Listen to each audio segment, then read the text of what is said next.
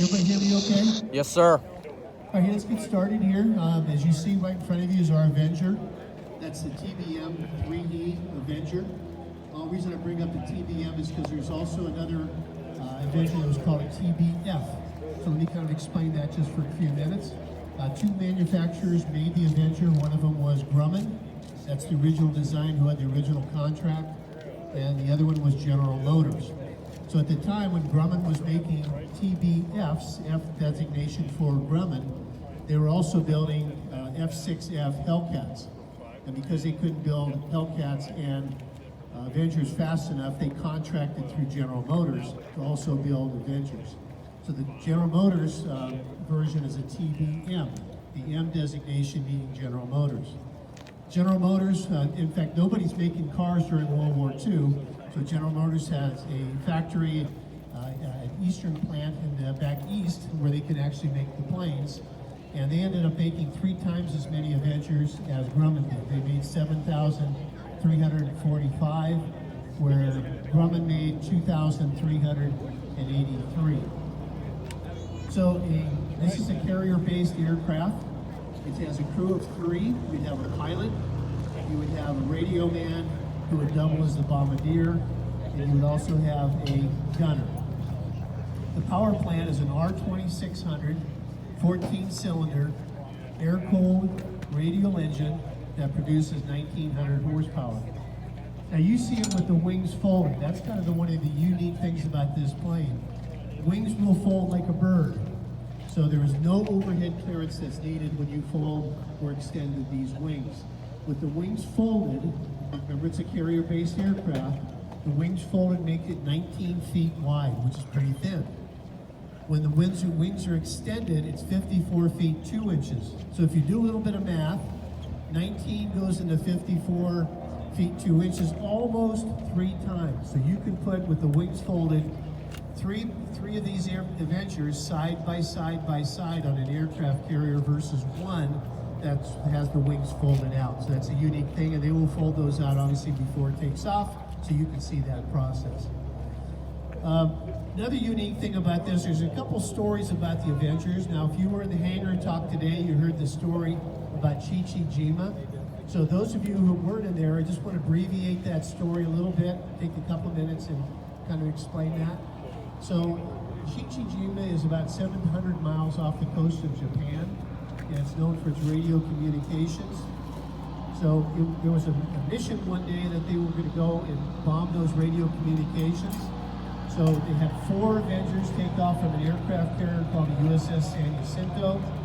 The 3rd plane was flown by a guy by the name of George Herbert Walker Bush.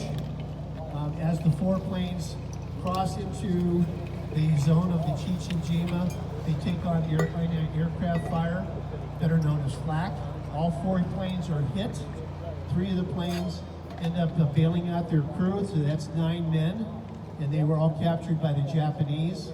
And if you saw the story in the hangar talk, you understand what happened to those 9 men, very sad. But the 3 men who were in Bush's plane, Bush decides, even though the plane's on fire, he drops his bombs, his 4 bombs, and direct hits on radio communications on Chichi-Jima, and then he decides to go away from the island and fly out to the ocean as far as he can, and before they bailed out. So once he gave out the bailout signal, they had the first person who bailed out, his chute did not open, he did not survive. The second person to bail out was Bush. Bush hits his head a little bit on the side of the starboard horizontal stabilizer, and his parachute tears a little bit. So when he's descending down to the ocean, he falls a little bit faster than he needed to. Hits hard, but survives. The 3rd person in the plane went down with the plane in the ocean. So Bush was allowed to, when he gets down to the ocean, he inflates his life raft. He's on the life raft for 4 hours before he's picked up, luckily, by United States USS Finback submarine. And he's on that submarine for 30 days because the goal of that submarine was to pick up any pilots or crewmen who were downed in the ocean. So you can see how history would have been changed if you did not have a George Herbert Walker Bush. We would not have had a 41st president. We would not have had a 43rd president, which was his son. just one thing briefly about this plane here. This plane was manufactured in Trent, New Jersey. It came out in July of 1945, and it was a replacement aircraft on the USS, I'm trying to think of the name of that plane now, USS Franklin, that's the name of the aircraft carrier. And it was in dry dock in Brooklyn, New York, and it was in for repairs from damage it sustained during World War II and a couple other battles.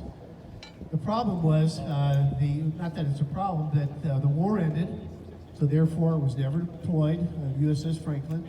So our plane here went into storage, went into Weymouth, Massachusetts, and it went down to Norfolk, Virginia. Then lastly, it was in El Centro, California, where it eventually stayed there, and then we were able to acquire it in 1959, and it was restored to flight in 1976. So that's the story of our Avenger. It's a beautiful plane, as you can see. I want to give everybody one reminder before it takes off. If you're a member here at Planes of Fame Air Museum, you received a raffle ticket. So make sure you keep that out in your hand, because after the plane starts up and taxis, we will call the winner, and the winner will take a flight in the SNJ that's behind me back here, and you'll be able to fly in that plane. One thing we're real proud of here at the Planes of Fame Air Museum is the fact that we have some great pilots that fly our warbirds. So you're going to have one of those today. So it gives me great pleasure to introduce John Kerpa to you. John will be your pilot for today, and he will take over the flight. So I'll be quiet so John can come up here, start the plane, watch the wings unfold, and then take off from there.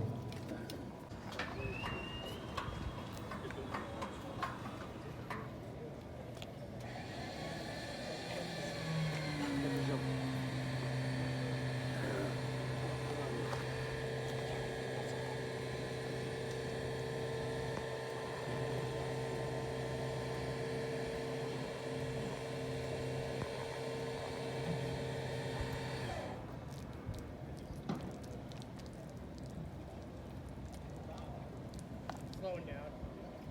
Okay, stop.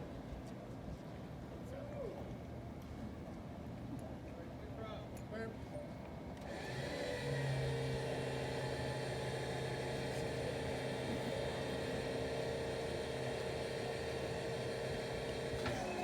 Oh, there he goes.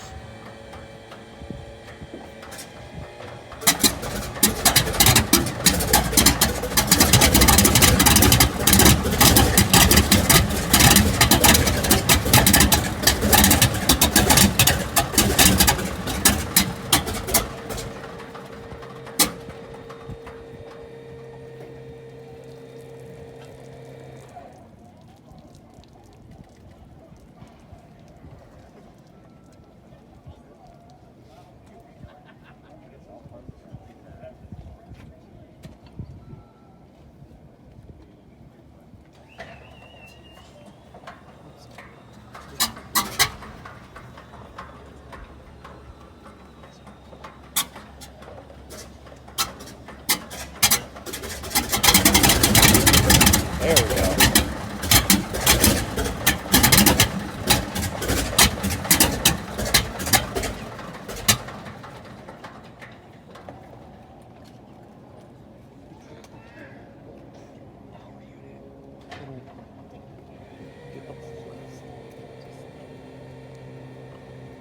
It ain't got no gas in it. I feel so thanks.